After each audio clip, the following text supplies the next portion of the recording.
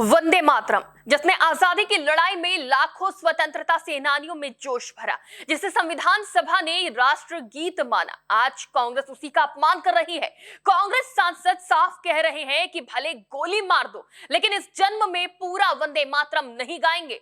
तो उधर सीएम योगी आदित्यनाथ ने भी सख्त लहजे में बता दिया है कि देश में रहना है तो वंदे मातरम कहना है। राष्ट्रगीत का अपमान करने वाले सीधे जेल जाएंगे। जहां एक तरफ केंद्र सरकार वंदे मातरम के 150 साल पूरे होने पर उसे सम्मान दे रही है, फिर भी देश आजादी के 78 साल बाद भी दो गुटों में क्यों बटा नजर आ रहा है?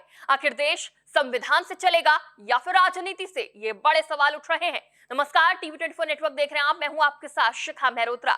एक तरफ देश में वंदे मातरम के 150 वर्ष पूरे होने पर जश्न मनाया जा रहा है, इस बीच राष्ट्रगीत को लेकर राजनीति देखने को मिल रही है और केरल के कांग्रेस सांसद की तरफ से कहा जा रहा है कि देश में पूरा वंदे मातरम इस जन्म में नहीं गाया जाएगा। कांग्रेस सांसद राजमोहन उन्नीथन ने रविवार को कहा कि केरल में वंदे मातरम का पूरा संस्करण इस जन्म में नहीं गाया जाएगा।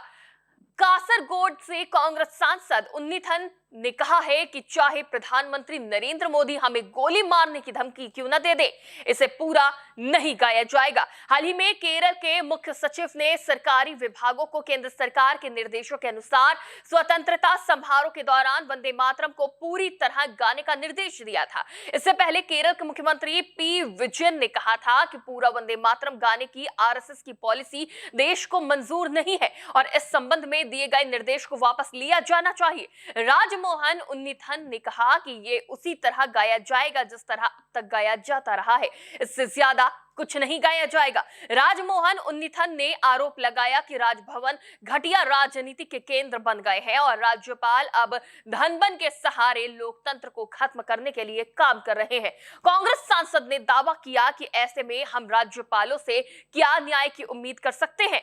वो सभी केंद्र सरकार के गुलाम बन गए हैं। उन्होंने कहा, हम वंदे मातरम के पूर्ण गायन को स्वीकार नहीं कर सकते, इस जन्म में तो बिल्कुल नहीं। कांग्रेस सांसद की यह प्रतिक्रिया केरल के मुख्य सचिव विश्वनाथ सिन्हा के 6 अगस्त के उस पत्र के बाद आई जिसमें कहा गया था कि हर घर तिरंगा अभियान 2026 को राष्ट्रगीत वंदे मातरम के 150 साल पूरे होने के अवसर पर देश भर में चल रहे तीसरे चरण के कार्यक्रम से जोड़ दिया गया है। इस फैसले को केंद्रीय गृह मंत्री अमित शाह की अध्यक्षता वाली राष्ट्रीय कार्यान्वयन समिति ने मंजूरी दी है। एक तरफ केंद्र सरकार ने वंदे मातरम को भी राष्ट्रगान जैसा सम्मान देने के लिए नए दिशा निर्देश जारी किए हैं, जिसके तहत इसके 2 पैरा की जगह अब पूरे के पूरे 6 पैरा गाना अनिवार्य कर दिया गया है। साथ ही इसकी समयावधि 65 सेकंड से बढ़ाकर पूरे 3 मिनट 10 सेकंड कर दिए गए हैं, जिसको लेकर विवाद गहराता जा रहा है कि 150 वर्ष पूरे होने के अवसर पर इसके पूरे 6 पैरा गाने के नए ऐलान के बाद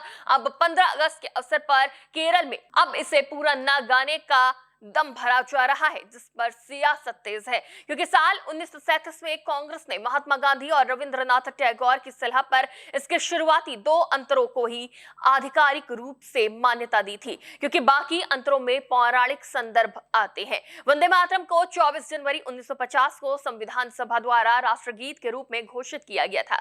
ये घोषणा संविधान सभा के अध्यक्ष डॉक्टर राजेंद्र प्रसाद ने की थी। उस समय देश में अंतरिम सरकार कार्य थी और पूर्ण गणतंत्र लागू होने से ठीक 2 दिन पहले इसे राष्ट्रगीत का दर्जा दिया गया था। लेकिन वंदे मातरम के 150 वर्ष पूर्ण होने के अवसर पर सरकारी संस्थानों और विशेष सरकारी कार्यक्रमों में इसका गायन अनिवार्य किया गया।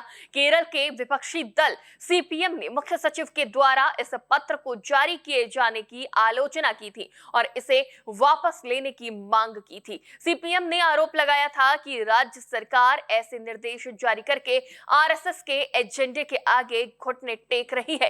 केरल में कांग्रेस के नेतृत्व वाली यूनाइटेड डेमोक्रेटिक फ्रंट का गठबंधन सत्ता में है। इस साल 19 मई को केरल में तब विवाद हुआ था जब 16वीं केरल विधानसभा के उद्घाटन सत्र के दौरान पुलिस बैंड ने वंदे मातरम को पूरी तरह नहीं गाया था। बीजेपी ने आरोप लगाया था कि कांग्रेस ने उसके गठबंधन सहयोगी इंडियन यूनाइटेड मुस्लिम लीग के सामने आत्मसमर्पण कर दिया है। उस दौरान कांग्रेस के सांसद शशि थरूर ने इसे लेकर सवाल भी उठाया था और कहा था कि मोदी सरकार इसे अनावश्यक रूप से लोगों पर थोप रही है। तो वहीं केरल विवाद के बीच सीएम योगी के उस बयान की भी काफी चर्चा तेज है, जिसमें उन्होंने राष्ट्रगान और राष्ट्रगीत के अपमान को संज्ञेय अपराध बताते हुए सजा की बात दोहराई है। सीएम योगी आदित्यनाथ ने साफ कहा है कि हम सब आभारी हैं प्रधानमंत्री नरेंद्र मोदी जी के, जिन्होंने भारत के प्रतीकों के प्रति सर्वोच्च सम्मान बनाए रखने के लिए राष्ट्रगान और राष्ट्रगीत का अपमान करने वालों को संज्ञेय अपराध की सूची में रखते हुए दंडित करने का निर्णय भी लिया है। सीएम योगी ने कहा, अब ये नहीं चल सकता कि रहेंगे भारत में लेकिन भारत के प्रतीकों को, भारत के महापुरुषों को, भारत के राष्ट्रगान और राष्ट्रगीत को अपमानित करें।